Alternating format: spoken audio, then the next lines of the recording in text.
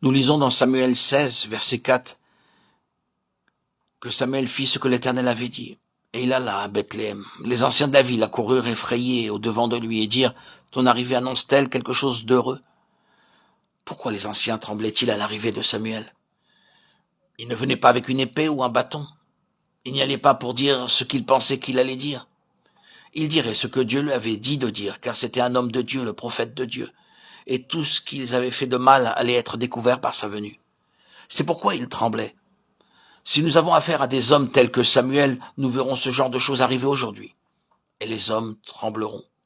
Mais si nous demeurons prudents et diplomates, pesant chaque mot avec circonspection et afin de ne choquer personne, il n'y aura pas de conviction de péché.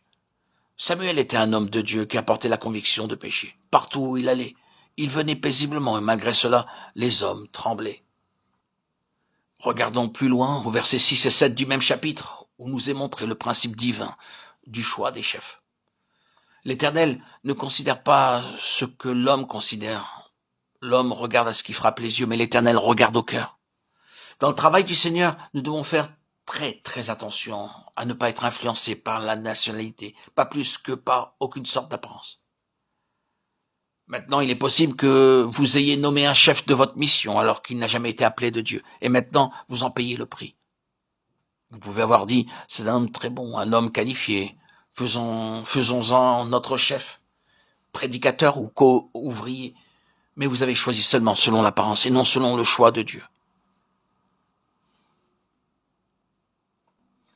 Nous voyons en David l'illustration du principe divin, qui est la nécessité d'observer l'ordre de Dieu.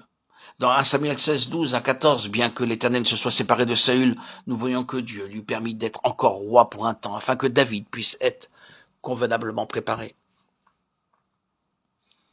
Dans 1 Samuel 30, 1 à 4, nous est relaté de quelle façon tragique David fut battu par les Amalécites à Tsiklag.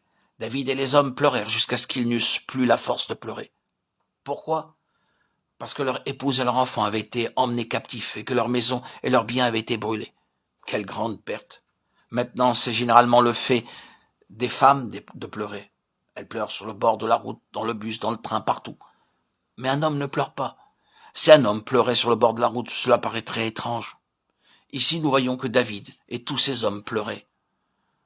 Ceci montre qu'il y avait une très grande perte à recouvrer. Cette perte était la conséquence de la propre faute de David. Il avait omis de consulter Dieu avant de rejoindre l'armée des Philistins.